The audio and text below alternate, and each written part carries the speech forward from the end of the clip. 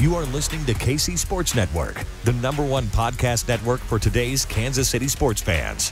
With former players from your favorite teams, informed perspectives, and former insiders, this is the place for you.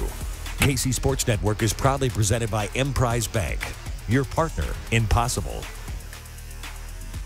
Welcome back to another episode of Booth Review presented by Emprise Bank. When was the last time you went into a bank? Now more than ever, who you're doing business with is more important than where they're located. Emprise is a trusted company with mobile tools that take your banking beyond the borders of whatever city you live in. That's Emprise Bank, member FDIC. I am not joined by Scott Chasen today for the first time. I am really excited to be talking to a former Kansas Jayhawk player, current Kansas Jayhawk sideline reporter, and some have considered him the mayor of Lawrence at various times. Brandon McAnderson, B-Mac, I am juiced to be talking with you, man. Hey, thanks for having me. Any opportunity to talk about Kansas football, I take wholeheartedly. So I am glad to be here with you, Ken.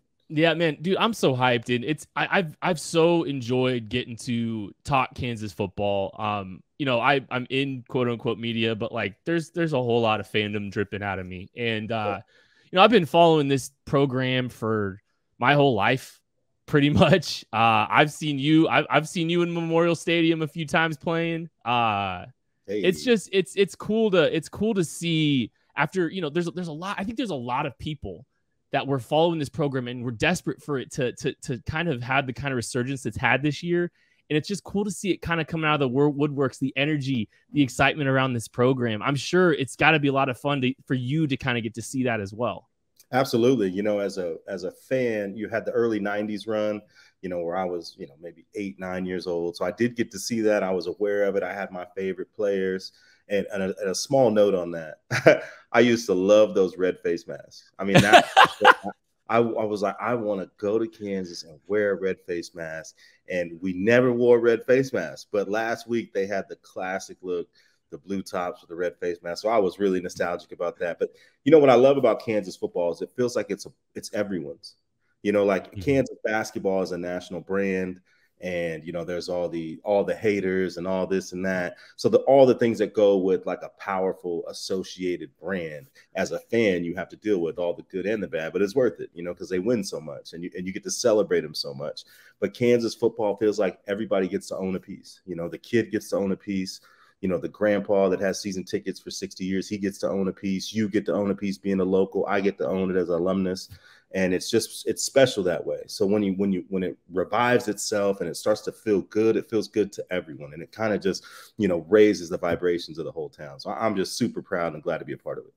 Yeah, I've got to be at the booth a couple times this year. I've got a 6-year-old I've gotten to take a couple times, and it's cool to.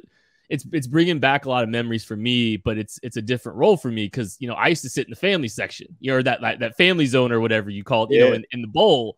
Like I spent a lot of Saturdays there with my dad, and it felt like that walk from Tennessee Street or whatever was like an hour when I was a kid. It doesn't feel as long now, right? But it's just it's so cool to kind of just to have that happening right now, where I'm getting to kind of bring my kid to a really revived, energized building, and it's so cool to watch. And BMAC, like one of the things I wanted to ask you is, you kind of get a little bit more of a look at this program, right? With being the sideline reporter, did you have a feeling that this was in the range of outcomes like this? What this team is sitting here 9 games in, 6-3. Did you kind of have some vibes that this was something that could very well happen? I did, and the reason is covering the league. One of the things that stuck out, this is only my 3rd year. So the first 2 years, 20 is that first COVID year. 21 is the bounce back COVID year. COVID had a huge impact on what teams were doing. The first thing I would do is I would run down their depth chart. And my goodness, man, senior, redshirt senior, super senior. And you look at Kansas roster and you're looking at 18-year-old, 19-year-old, 20-year-old, 17-year-old, 17-year-old. And it doesn't matter how good you are because you're playing against men, and it's just hard to make up that difference. You don't turn on an Alabama game and watch 17 freshmen. and that's what Kansas was doing. There was a point where I think they had played the last 2 years, they played 30 plus freshmen in consecutive seasons. So one of the reasons I was excited is because they were older. They finally got to reap the benefits of having some guys stick around and come back to play, guys like Caleb Sampson, guys like Sam Burt, that not only are old, but are grown men. These are 25-year-old people. So when you're 25, you got a lot figured out. And your mental part and your strength part combined. So you're at your best around that age. That's a bonus. Then you look at the transfer portal. It built depth in a way that you wouldn't have imagined. It built depth because, one, you had more good players. But it built depth, too, because now my 18, 19, 20-year-old player is learning from a 22-year-old player. So he's learning from a guy that's already been in at least one program, maybe two in some cases, a guy like Lorenzo McCaskill, who's been in 3 programs, with JUCO thrown in there. So I'm looking at, as a linebacker that's 19, who was thrown in the fire before I was ready and really struggled. Now I'm competing with somebody that's like, hey, that's the wrong technique, or don't commit to that gap in that way. You're doing the right things. You just got to, and not only can I say it, I can see it. So he says it. Now I get to see him do it. And that's different than a coach telling you to do it. I think those were the little things that I saw where some of the talent pieces were matching up really well with the age pieces. And those things combined help you build a competent team and a competitive team. So I thought that they would be both things. I'm not gonna lie and say I thought they'd be 5-0. I know I didn't expect them to be 5-0, but I did expect them to win. I said on a podcast I thought they'd win at least 5 games, and the reason was the age and the talent matching up and the way they talked. There was no sensationalism about what they thought they were capable of. They were talking about it so matter-of-factly that I had no choice to believe them. I've been around the program where the guy's like, no, man, this is going to be the year, and you're looking at him like, I don't think so, pal. I hope so for you, but I don't really believe in it. Yeah. And these guys had a sense of belief that was refreshing. And it's been rewarding to watch these guys get after it and then get the ultimate prize. And they still are in the game for the ultimate prize. These people can still win a conference championship. That's a huge deal for a program that's 18 months in. Yeah, and I mean, it is young. People forget how far ahead of schedule I think this program is, and it's just what they've been able to do in such a short amount of time is remarkable. I'm blown away by this coaching staff. Like I've talked about this so many times. It's just, you talk about Lance Leipold's talked about, hey, player-led culture is the one that's going to wind up, is gonna be the most successful, version of a program. And, you talk a little bit about that as young guys getting to learn from older guys and all that kind of stuff. I think about, some of these players that came in to this program, right? And, the transfer portal, I think you look on paper and I think a lot of people's, at least me personally, my ears perked up seeing a lot of the guys that they were getting involved and getting at, as part of the transfer portal. But the thing that really got me excited was to see, and this was like before the game started, right? I was getting a little excited to see how we see all these transfers come in, but not all of them are starting. Right. Like a lot of these kids that were here were still keeping their positions. And that was something that kind of perked my ears about this program. Said, I don't think it's a talent eval, because I watched a lot of these kids. I think some of these other kids that are here, they know the standard. They're living to that standard. They're doing everything that that is expected of them, and they're earning those opportunities. The competition was as important as the bodies coming in, I think, to this program. And I think it was just to see some of these guys keeping some of these transfers from starting right away was really a positive sign before games even started. Absolutely. And it's not, it's one thing to have, I think my favorite position example of this is defensive line.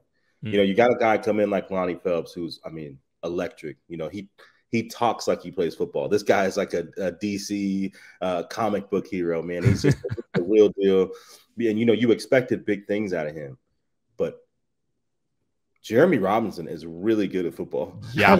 He can run the line. He forced a pitch in that Oklahoma State game and then ran down the running back and tackled him. He made the play against Baylor that swung the game. He makes short yardage plays all the time. Yep. That's a big-time football player. Then you move inside. You got a guy like Caleb Sampson who's 24, 25. I expected him to be an all Big 12 player, and I think he'll still live up to that standard.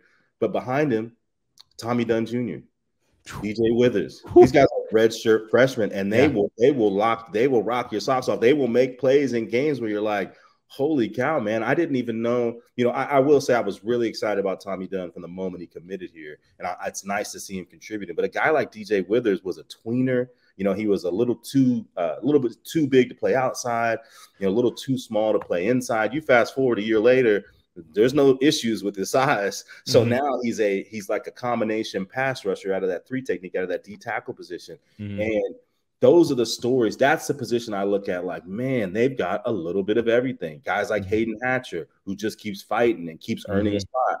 Zion DeBose, whose talent flashes, but, you know, he doesn't play as much.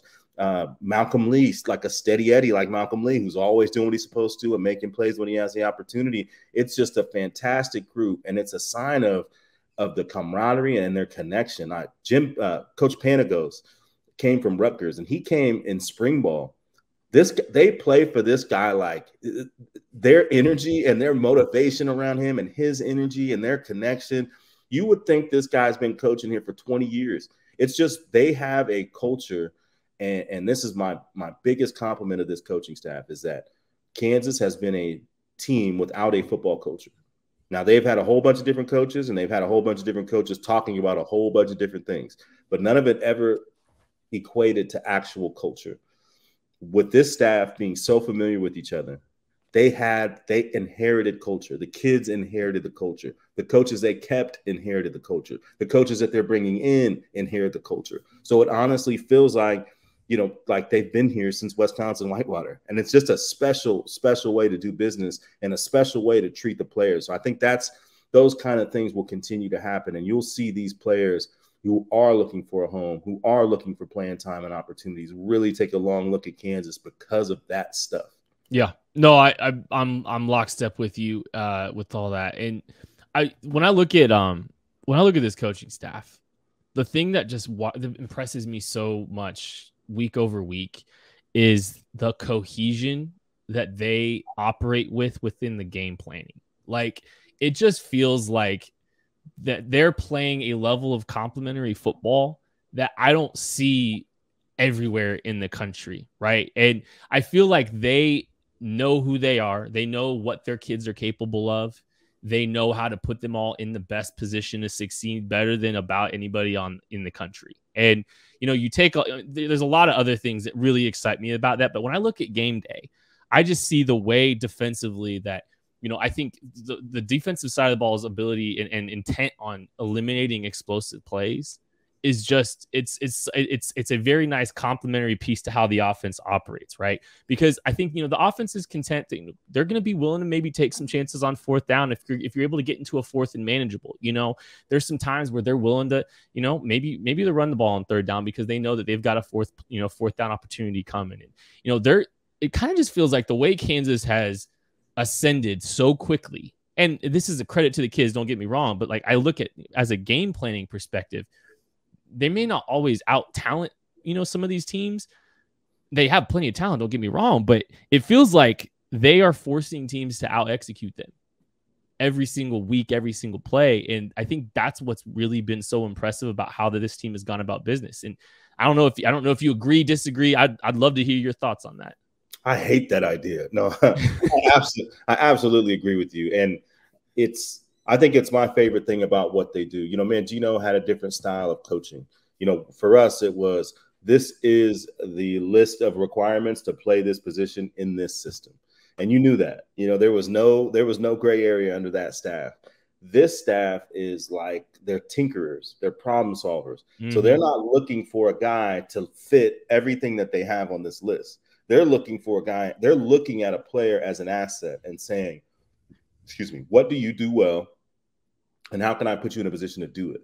And that means that you're weaponizing your whole roster. And that means that there's a lot of people involved. So there's no malcontents. You know, a guy like Monty McGarry, 5th-year player, transferred here for opportunity, and there weren't a lot of opportunities early in the season.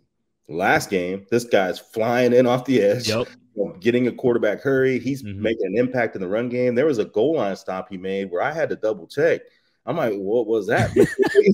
And he flies in there and sticks the guy and makes a play. And this guy, you know, has been primarily a special teams player. But when his number was called, he was ready to go. And they keep finding these people that, you'll watch a guy like Shad Dabney, not a guy that's got a lot of publicity and hasn't even played a ton, but they've put him in some spots like where, corners down, we need you to step in and play this outside corner. And he's performed admirably. Yeah. So there's just people here. There's people that are playing I'm excited about. There's people that aren't playing that I'm excited. I could talk 30 minutes for people that aren't playing that I'm excited about.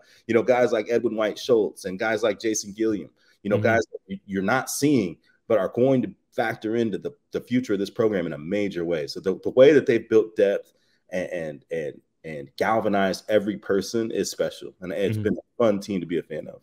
Like the flip side on the offensive side of the ball, think about like even just like a guy like Tanaka Scott, like they don't have a ton of guys like him, but there's been times this year they'll throw 4 eligible receivers into the boundary. They'll stick Tanaka Scott one-on-one ISO'd to the field and just line them up and throw a fade ball, just give them a shot in the goal in the red zone, or they'll just stand up or try to get him involved in the screen game in some capacity. They'll put him, in a bunch or something and try to throw a screen. It's just like, I just think like that's like a representation to me of exactly what you're talking about. It's like, maybe Tanaka Scott's got some work to do to develop the entirety of the route tree, but I look at, let's use him with his physicality and his size, either down the field or in the screen game. It's just so unique to see.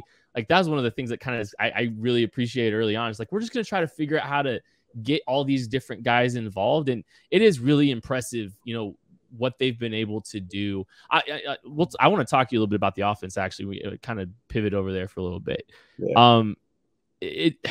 I nerd out about Andy Kotelnicki. I'm an offensive guy at heart, but I've just been so impressed. And we can go to Scott Fuchs with this too. Is I've just been blown away at the diversity in the run game that they've been able to employ, where they've got so many concepts that they're able to lean on at any different time, and they've been doing it successfully. Like, I think the Jalen Daniels to Jason Bean switch, there was some different concepts that they leaned on a little bit more with Jason Bean than they were with Jalen Daniels. And I'm just blown away and impressed by that offensive line. We'll start there. Just their ability to adapt and their ability to do a lot of different things very well. It's been so impressive. I think I think Scott Fuchs has done an outstanding job developing that group. Absolutely. That group was the one that I was the most curious about, not because they had question marks, but there were some players I was excited about. Armaje Reed-Adams is one of my favorites. Big, strong guy, worked on his body, dropped 100 pounds, and is a factor in this season.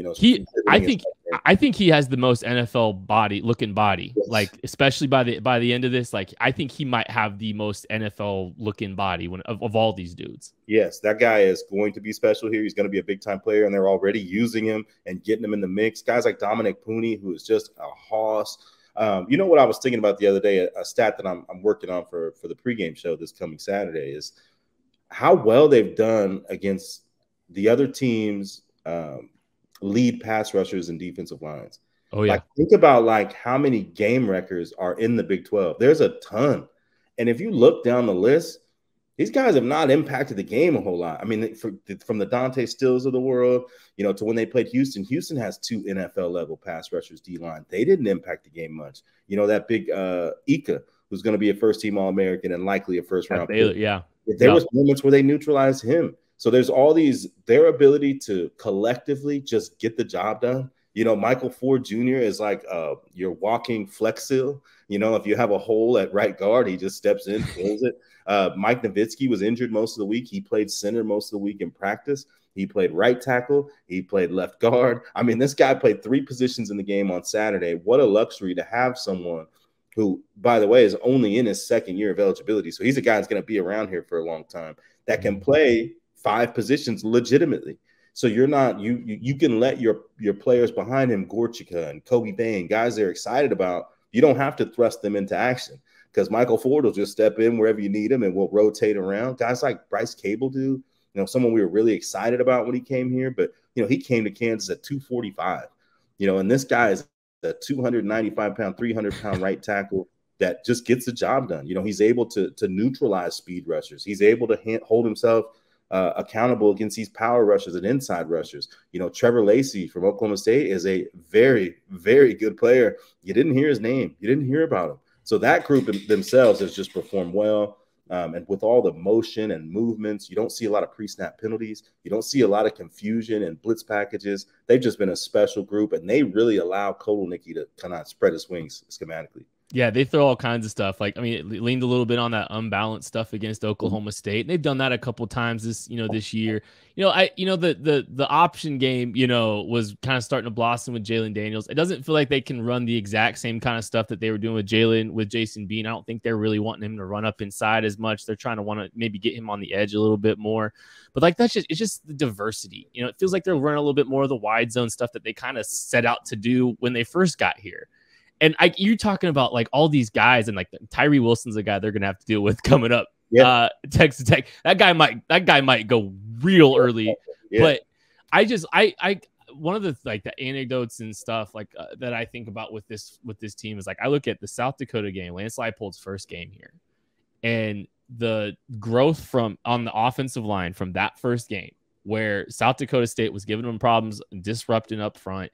They were getting pushed back a little bit more than you'd like, even with the wide zone stuff. You can give some ground at times just to react, but it was disruptive. And then I look at where they're at today. I can't speak to how impressed I am with this group and what they've done. And then you talk about, the formations and stuff. They put a lot, obviously, I think Kotelnicki said this. It was, hey, we don't put a lot on the offensive line pre-snap. We put a lot on it. It's going to put a lot on in post-snap, but we're going to put a lot on the receivers pre-snap. We're going to move them around. We're going to try to help, create some advantages there. But the creativity with that group, I mean, and the ability to just be so multiple while keeping things so simple has I'm so impressed with it week over week. And they always have a few new wrinkles that they're able to introduce every week. Yeah. And it's so fun to watch. Yeah, and it's it's that tinkering piece that I really enjoy. I think there was, and I know they say the offense is the same. I think it's because we don't have a good understanding of how massive their playbook is. So we're looking at it that's definitely different. But to them, it probably is something they've always been running. It probably is something that they kind of consider in their staple of plays. Mm-hmm. It's just a matter of what you're going to use. I think one of the things that I noticed from Baylor, the bye week to Oklahoma State, was kind of getting Jason Bean out of that three-step game to where he kind of doesn't read coverages as well as he reads leverages. Mm-hmm. So, sometimes he looks really uncomfortable in three-step, and then you run an RPO and he's throwing a slant and he looks like, Peyton Manning. And I think that they're looking at it let's not spend a whole lot of time on what he doesn't do well, just for the sake. They're just not rigid. They don't look at it it's not an ego thing for him. Mm-hmm. This is supposed to work because I designed it. So we're going to force this down your throat because this is a principle or a tent pole of what we want to do on offense. They just don't look at it that way. They're looking at it what can we do? One of the interesting things was Devin Neal. Devin wanted more touches. So Leipold talked about, we looked at some of the stuff he did last year, and he was right. When he got 20 plus carries, those were some of his bigger games. So they made a concerted effort to increase his touches, and they rewarded him, and he rewarded them. So it's like a group that's looking at it collaboratively. A running back comes to you and says, hey man, I need 25 touches. Coach looks at you like, oh, you're selfish. What are you talking about? And not these guys. They're like, well, all right, well, let's look at the number. Let's look at some of this stuff. Let's see, what ways we can get you the ball a little bit more. Let's see what the pass would indicate. Is there times where you've gotten stronger with more carries, and lo and behold, he got better and better and better, and he looked smoother, he looked quicker, he looked more motivated. So I think they're just in tune. They're lock and step with each other beyond just the coaching staff. They're listening beyond just the coaching staff. They're listening to the players. It's a collaborative environment. And it's one, if you're a player, you got to feel like, man, I'd love to be a part of this. I'd love to have a say, feel like I have a say at the very least in what we're trying to do. And you can see that manifest itself on Saturdays. Well, and the obvious effort that all these kids have put into this program to get to this point, to get to where they are at, I think that's a good way to reward them for what they're doing, is to be heard and stuff. And I mean, they've got to be pretty pleased with what they're getting out of these kids, because the ability to be as multiple as I think there's a lot of people and a lot of teams that say they're multiple in college football, NFL. There's a lot of people that say they're multiple. They got a Cheesecake Factory menu full of play calls. But I feel like Kansas really is and is actually able to do it. And like the thing that just impresses me is like they're able to stick to core principles still while doing all of this. That's kind of what, that's kind of what really impressed me. Just about, what we've seen from these kids. And it's cool to see them kind of get rewarded for all the work that they've put into it. We're going to take a break. We'll be right back after this. All right, we're talking to Brandon McAnderson, the KU sideline reporter. It's been a lot of fun getting to talk to you about this team. And, looking here at, we're looking ahead a little bit to Texas Tech. Sorry. It doesn't have to end at 6 wins, right? And I look at this Kansas team last year, right? They played their best football in November. Lance Leipold talked about this last year. If you want to get to the places that you want to go, you're going to have to win football games in November. You have to play your best football in November. And I look at last November, they beat Texas. They're competitive against TCU. They're competitive against West Virginia. I mean, it doesn't have to end there. And I think this is a winnable game for them against Texas Tech. Yeah, I think they're all winnable. I've seen all these teams up close, for the most part, and seen them on TV. I don't think there's a big separation between any of them. Watching West Virginia and watching Texas Tech is not that vastly different of an experience. Guys like Bryce Ford Wheaton, you're like, holy cow, that's a Sunday player. JT Dan was a good player. Dante Stills, their inside linebackers were very good. I think Texas Tech is similar to West Virginia a little bit. I think they play a little bit hard. They're a little bit more dialed into what they're trying to do. Yeah, they play a little bit faster on both sides of the football, but they're similar in talent and skill profile. And that's a game West Virginia could have won. So it's not like they couldn't have beat us. They could have beat TCU if a couple things go right. So I think there's just a lot of parity in the league, and I think they can continue to win. Defensive line playing 9 to 12 guys, that's a big deal. Running backs not taking, Devin Neal had the 30 carry game, but he wasn't even over 15 touches in most of the games this year. He's ready to rock.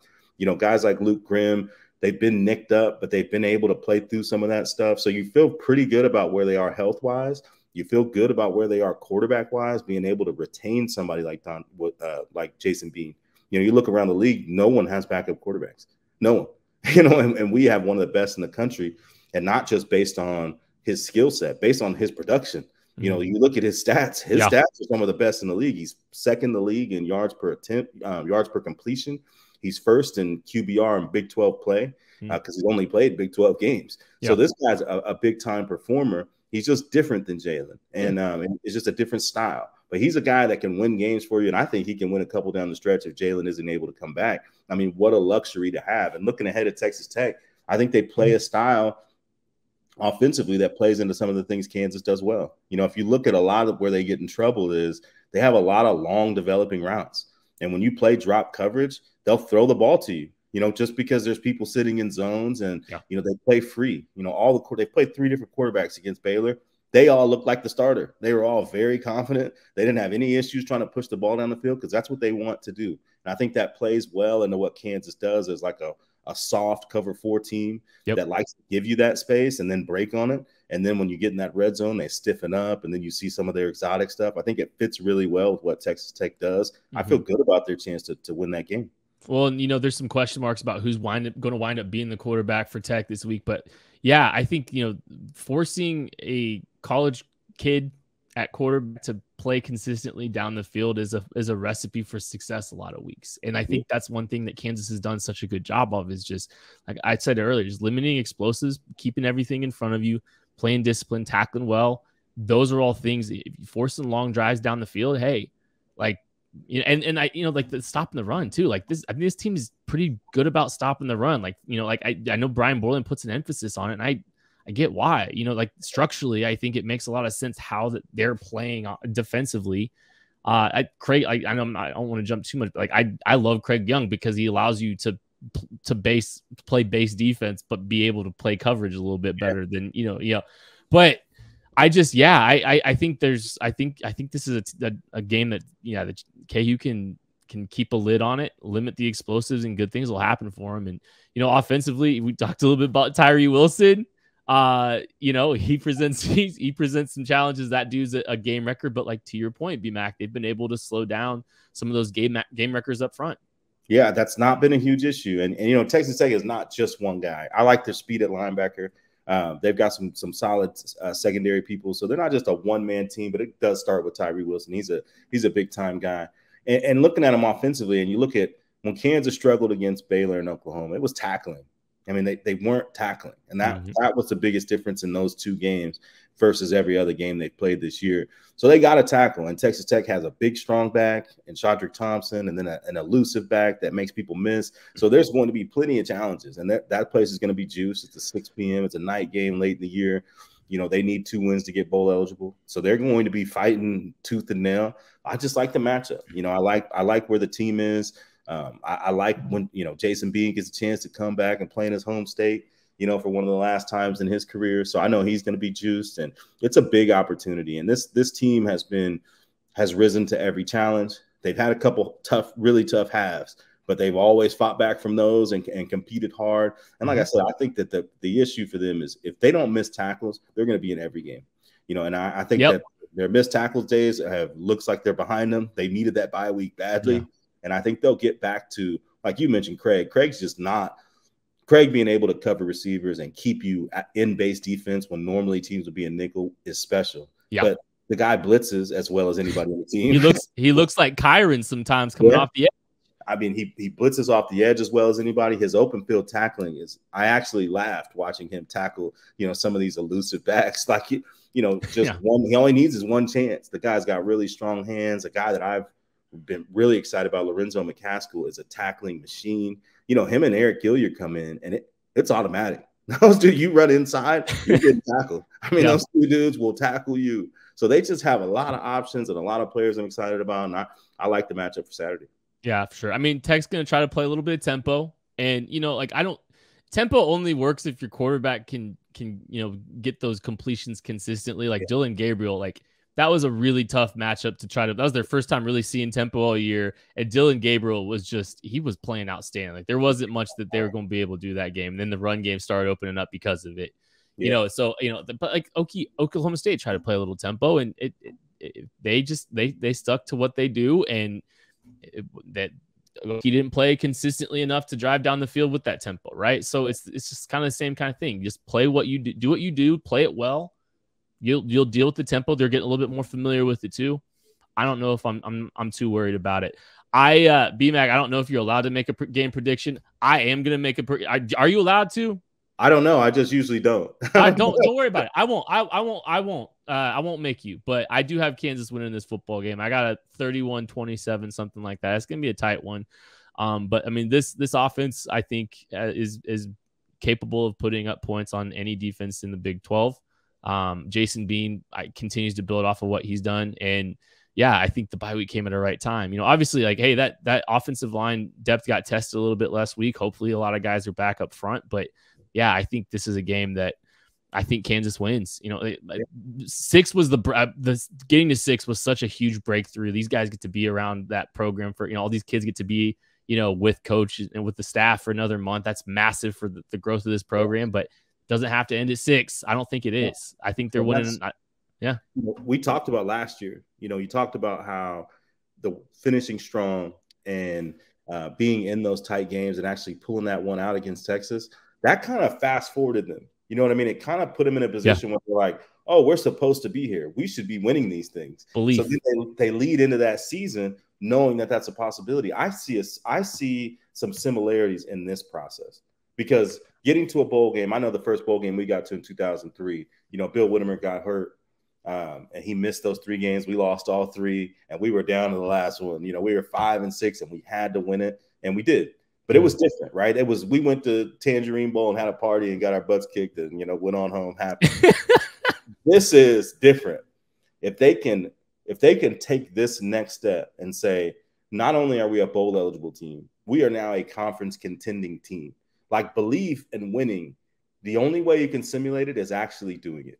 So having an opportunity to do it in this fashion, and, you know, and then having a chance, not to look too far ahead, but having a chance to host Texas after what could be a big early program win for them against TCU. I think they are a team that can beat TCU.